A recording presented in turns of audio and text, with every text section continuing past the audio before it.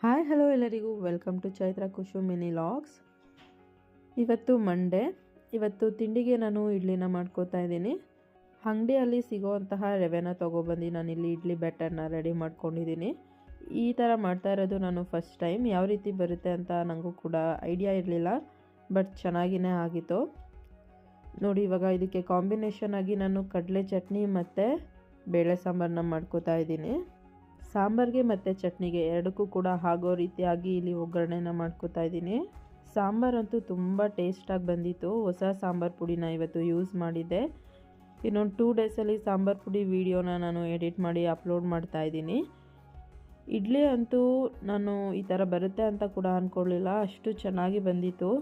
ಇವಾಗ ಬಿಸಿ ಬಿಸಿಯಾದಂತಹ ಇಡ್ಲಿ ಮತ್ತು ಸಾಂಬಾರು ಚಟ್ನಿ ರೆಡಿ ಆಯಿತು. ಹಾಗೆ ನಾನು ನೆನ್ನೆ ತರಿಸಿದಂತಹ ಕಂಟೈನರ್ಸ್ಗಳಿಗೆ ಗ್ರಾಸರಿ ಎಲ್ಲ ಹಾಕಿ ಸೆಟ್ ಮಾಡಿದೆ. ಈ ದಿನ ತುಂಬ